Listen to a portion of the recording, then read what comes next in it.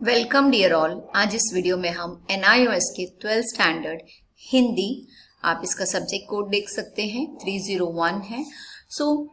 ये आपके एग्जाम्स के अकॉर्डिंग वीडियोस हैं।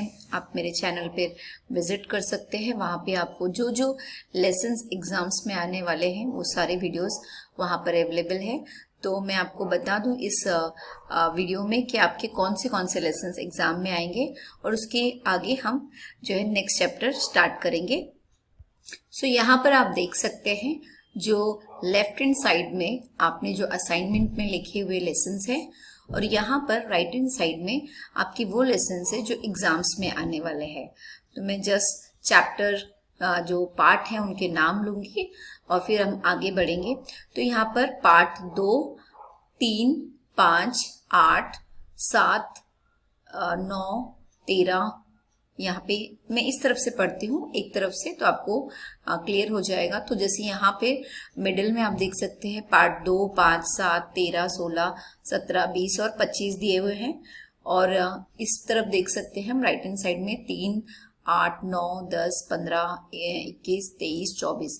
तो ये इस तरफ के जो पार्ट है क और ख, इन दोनों में आपको 50-50% यानी 50-50% जो है सवाल आएंगे, प्रश्न आएंगे जो आपके एग्जाम्स के लिए इम्पोर्टेंट है। और ये सारे जो लेसन्स है या ये सारे जो पार्ट्स है वो आपको एग्जाम्स में आने वाले हैं। तो मैंने ऑलरेडी जो है लेसन नंबर 10 तक वीडियोस बना दिए हैं और आज मैं जो है पार्ट 13 पे वीडियो बनाने जा रही हूँ और ये वीडियो आपके लिए ज़रूर यूज़फुल होगा। तो चलिए वीडियो शुरू करते हैं। ओके। सुभद्रा कुमारी चौहान, महादेवी वर्मा ने ये लिखा है। आइए हम इसको देखते हैं। तो यहाँ पर कुछ चीज़ें दी गई हैं, जिसे कहा गया है प्रथम, सुनो क्या तुमने कोई कहानी पढ़ी? तो द्वितीय यानी दूसरा व्यक्ति, हाँ पढ़ी है। तो पहला प्रथम, अच्छा किसी दीवार पर बने चित्र को देखा है? ये प्रश्न है। द्वितीय, वह भी देखा है। प्रथम, क्या यह रेखा चित्र पढ़ा भी है? ये सवाल है। द्वितीय, नहीं। तो जो प्रथम है, शब्दों के माध्यम से जब किसी चित्र का अभ्यास होता है यानी अनुभव होता है या हम उसको इमेजिन करते हैं या आंखों के सामने चित्र उभरने लगते हैं, उसे रेखा चित्र कहते हैं। आपने कई बार देखा होगा कि कभी कोई किसी चीज़ के बारे में बताता है तो ऐसे लगता है कि वो उसका एक रेखा चित्र यानी कि वो पिक्चर हमारे सामने बन जाती है या वो फोटो आ जाता है। उदाहरण के तौर पर अगर मैं कहूँ कि आपूस आम जो है बहुत ही सुंदर होते हैं और अच्छे होते हैं और उसके बारे में मैं इतनी सारी चीज़ें कहूँ, उसकी खुशबू बहुत अच्छी होती है और उसका आकार बहुत अच्छा होता है, तो उसका एक चित्र हमारे आँख के सामने आ जाता है, हमारी आँखों के सामने वो चित्र बनने लग जाता है, तो उसे रेखा चित्र कहते हैं। और इसी तरह किसी व्यक्ति अथवा जीव जंतु के बारे में जब कोई आत्मीय प्रस्तुति की जाती है तो वह संस्मरणात्मक रेखा चित्र कहलाता है। तो जैसे मैंने अभी उदाहरण बताया आम को लेकर, उस तरह का हम उसे रेखा चित्र कहते हैं। कई बार हम कहीं घूमने जाते हैं या कहीं शादी में जाते हैं या किसी के जन्मदिन की पार्टी में जाते हैं और वहाँ से वापस आने के बाद वहाँ पर जिस तरह का माहौल था वो हम बताते हैं। तो शब्दों के माध्यम से हम रेखा चित्र खींचते हैं, यानी कि हम बताते हैं किस तरह से शादी का माहौल था या जन्मदिन की पार्टी का माहौल था या हम कहीं घूमने गए थे तो कैसे वहाँ पहाड़ थे और जो भी चीज़ें थी, तो हम कितने अद्भुत तरीके से या कितने क्रिएटिव तरीके से हम जब बताते हैं तो सुनने वाले व्यक्ति के सामने हम वो एक रेखा चित्र बनाते हैं। प्रथम, यहाँ पर हम ये पढ़ लेते हैं। तो द्वितीय, अच्छा तो इसके बारे में विस्तार से बताइए। प्रथम, जरूर।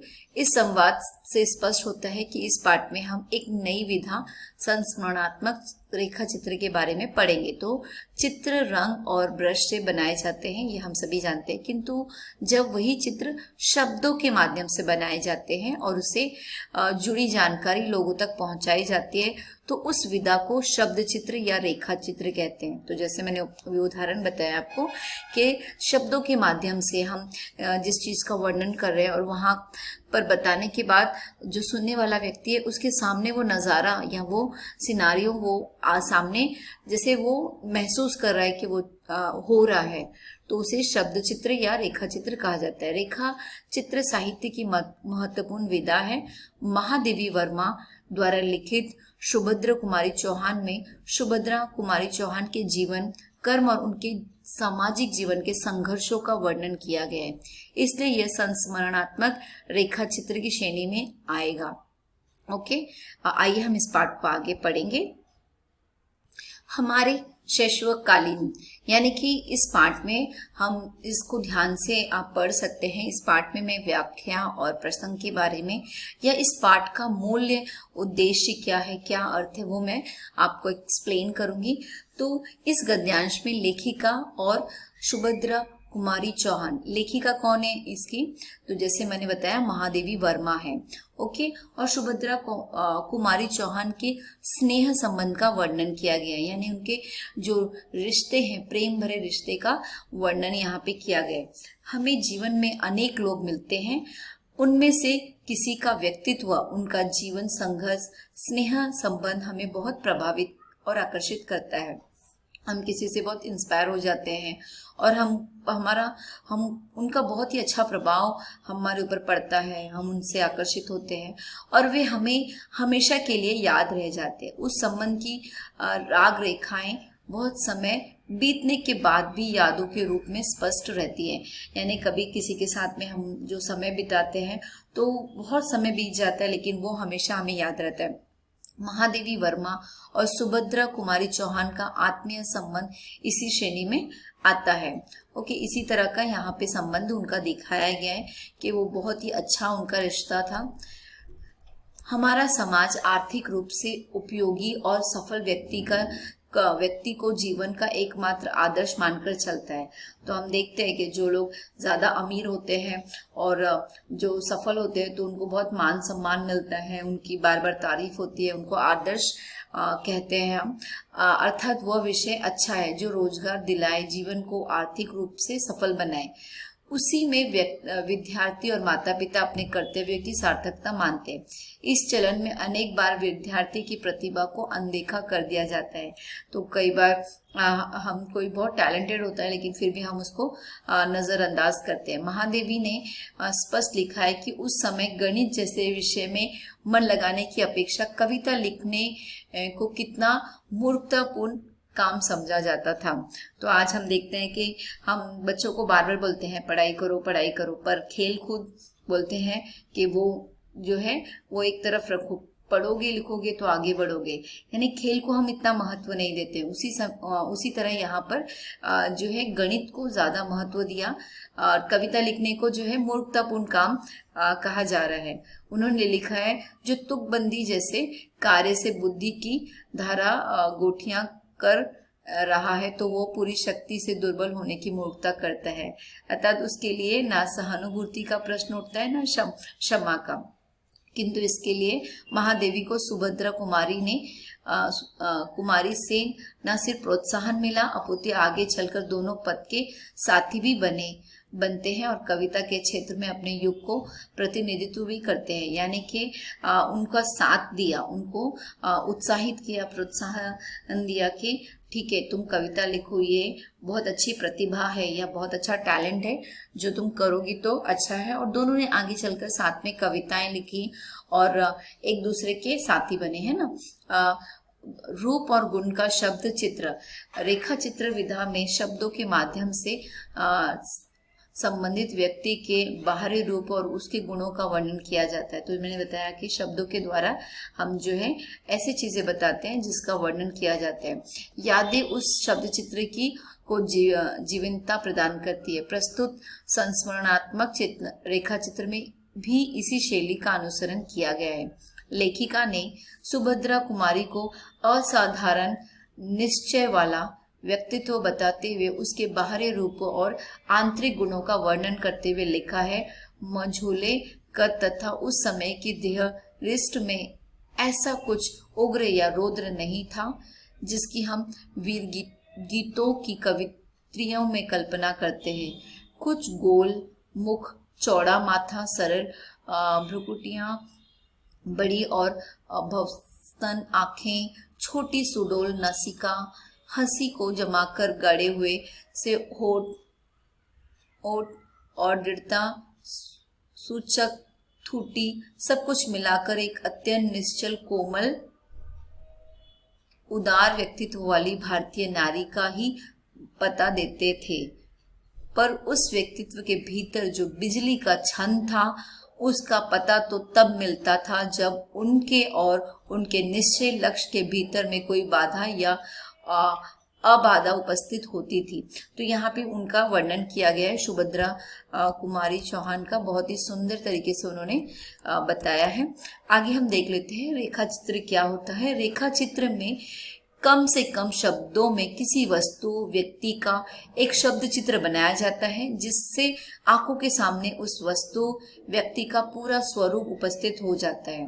इसमें शब्दों के माध्यम से चित्र प्रस्तुत किए जाते हैं। यह अतीत से जुड़ा हो सकता है और वर्तमान से भी। लेखक द्वारा जिस पर रेखा चित्र लिखा जा रहा हो, उसकी बारीकी से जांच परख की जाती है। लेखक का व्यक्तित्व प्रायः अनुपस्थित रहता है, जबकि संस्मरण में लेखक की अनिवार्य उपस्थिति रहती है, क्योंकि संस्मरण स्मृतियों पर आधारित होता है। तो संस्मरण मतलब यादें, जिसपे हम याद करते हैं कुछ चीजें और फिर बताते हैं, तो उसमें हमारी उपस्थिति होती है। रेखा चित्र में जरूरी नहीं है कि हम वहां पर मौजूद हों। टिप्पणी जो यहाँ पर दी गई है, पाठ को पढ़ते समय आपके मन में ये जरूर आया होगा कि सुभद्रा कुमारी चौहान कविता लिखने को इतना महत्व क्यों देती है। दरअसल कविता लिखना एक रचनात्मक कर्म है, जो एक संवेदनशील प्राणी ही कर सकता है। संवेदनशील यानी जिसके मन में भावना है, संवेदना है, और समाज की कोई समस्या, कोई जरूरी बात जो समाज प्रायः नजरअंदाज कर दी जाती है, उसे एक रचनाकार की लेखनी से स्वर मिलता है। किसी रचना को सृजना या बनाना कोई सामान्य बात नहीं है। सृजनात्मक क्षमता के बिना अनुभव को अभिव्यक्ति में बदलना मुश्किल काम है, तो बहुत अध्ययन और चिंतन की मांग करता है। इसलिए कविता लिखना महत्वपूर्ण और विशिष्ट काम है।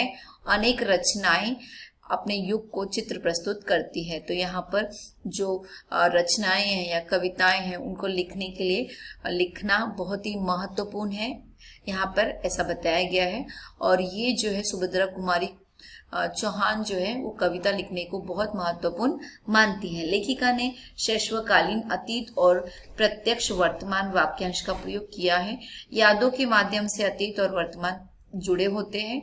अतीत यानी कि जो बीत गया है, के माध्यम से वर्तमान यानी कि अभी जो हो रहा है अधिक उपयोगी हो जाता है। पुरानी घटी घटनाएं, विचार वर्तमान को नए संदर्भ प्रदान करते हैं और भविष्य के लिए नए मूल्यों और आदर्शों को गढ़ते हैं। इसलिए लेखिका ने अतीत और वर्तमान को साथ साथ देखा है। कोई व्यक्ति किसी को व्यक्तिगत रुचि के आधार पर याद कर सकता है। किसी रचनाकार की व्यक्तिगत रुचि उद्देश्यपरक होती है, इसीलिए वह दूसरों के लिए भी महत्वपूर्ण होता है। तो महादेवी वर्मा ने प्रभावशाली ढंग से सुभद्रा कुमारी के जीवन, व्यक्तित्व और संघर्ष का वर्णन किया है, जो हमारे लिए अनुकरणीय है, यानी कि हम उसे अपने जीवन में इस्तेमाल कर सकते हैं। अनधिकार और सिकुड़कर बैठी हुई वाक्यांश में मानवीयकरण अलंकार का प्रयोग किया गया है। चित्र विचित्र कॉपी और क्या तुम कविता लिखती हो दिखाओ अपनी कॉपी जैसे वाक्यांश के माध्यम से भाषा को आत्मीयता बनने और आम बोलचाल के करीब लाने का काम किया गया है। सिर हिलाकर ऐसी अस्वीकृति दी जिसमें हाँ और नहीं तरल होकर एक हो गए थे, जैसे वाक्य प्रयोग मन में जटिल भाव को अभिव्यक्त करने में सफल रहे। तो ऐसे कुछ शब्दों का इस्तेमाल किया गया है। सो बहुत ही सुंदर तरीके से हम देखते हैं कि महादेवी वर्मा ने जो है सुभद्रा कुमारी के बारे में बताया है, रेखा चित्र के बारे में बताया है। आगे हम देखते हैं अंश 2 या ये पार्ट 2 में मैं आपको सिखाऊंगी। और बहुत ही सुंदर है कि रेखा चित्र क्या होते हैं, किस तरीके से हमें जो है रेखा चित्र बताते हैं, बनाए जाते हैं। तो यहाँ पर कुछ पॉइंट्स हैं जो मैं आपको बताती हूँ। नेक्स्ट जो वीडियो में हम इसके बारे में बात करेंगे। तो दृढ़ इच्छा शक्ति, राष्ट्रीय भावनाएं, सरल और सहज जीवन और जीवन के प्रति आस्थावान। ठीक है, ये सारा चीजें हम जो है अगले पार्ट में करेंगे। आई होप ये वीडियो आपके लिए यूजफुल है। अगर आपको मेरे वीडियो पसंद आते हैं लाइक करें, शेयर करें।